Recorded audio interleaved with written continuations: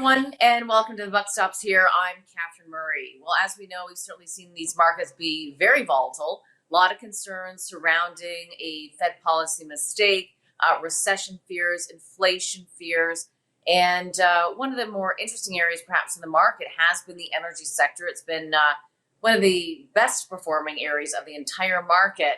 But of course, this week we've seen a pullback. There's real concern about demand destruction. So let's get up to date in terms of what is going on within the energy sector in Canada, but also, of course, globally. And for that, we are joined by Eric Nuttall. He is a senior portfolio manager at Ninepoint and also a partner at Ninepoint Partners. Eric, great to see you. Thanks so much for joining us.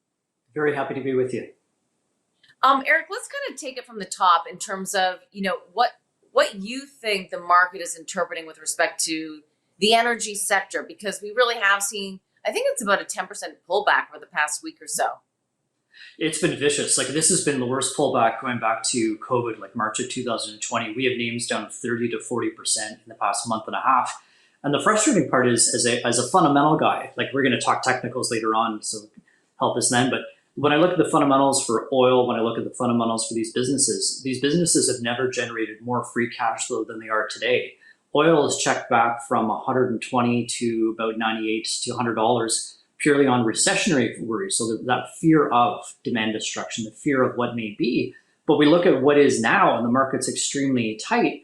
When we look at previous recessions, if that's truly where we're heading into and look at the demand destruction possible, the supply losses dwarf those. And still, so even in a recession, what we see are inventories continuing to fall. They've been falling. If you account for the Strategic Petroleum Reserve releases that magically end right before the midterm election for the United States, if you account for those barrels, the global inventories has been continuing to fall, i.e. the market has remained undersupplied.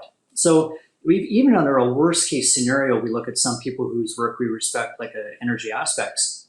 And even in a recession, they think that oil is going to bottom at about $80 or $90. So we look at, after the 30 to 40% pullback, we have names trading at 40, 50% free cash flow yields. They've committed to give at least half, if not three quarters or 100% of that back to us. So it's been, frankly, I would just say it's been so frustrating the past month and a half where you've got names falling 8%, 9% in a day. And I pull up inventories, I pull up time spreads. We'll talk all about that later. And things remain very, very strong. So there's this disconnect between where we are today and where people are fearful of where we're heading. And I've got 3 young kids, so it feels to me like I'm having to talk them out of there being a monster living beneath their bed. I can use logic, I can use rationale, right. But in this market now, in a fear-driven market, it's more degrossing, hedge fund degrossing, inflationary expectations, dollar. It's not really oil fundamentals, but ultimately fundamentals matter. Ultimately, fundamentals are what is going to dictate the movement of both oil and energy stocks. So let's talk a little bit about the fundamentals, because one of the reasons why the price of oil, WTI, moved so high was because of the lack of supply, which we have seen the vilification, quite frankly, of the energy sector for the past 10 years, so lack of investment.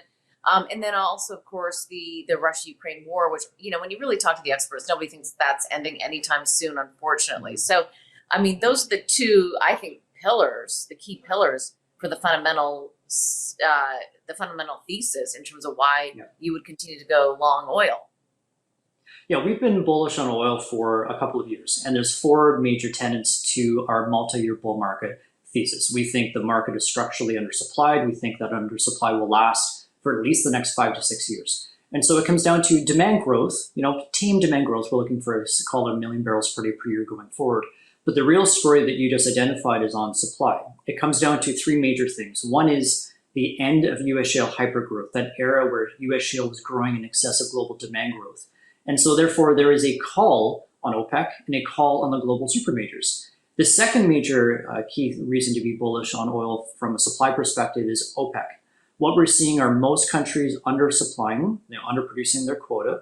Their quota system ends in August, even though the deal is in place for the remainder of this year. And so we only see 2 countries having any excess capacity. That's the UAE and Saudi. And when we say capacity, we're talking a hair relative to 101, 102 million barrel per day market. So we see OPEC running out of spare capacity by the end of this year. That is a majorly bullish catalyst coming for the energy market that people are still asleep to, even though people like myself, even the Secretary General of OPEC, the Energy Minister from Saudi Arabia, everyone's shouting and ringing the alarm bells.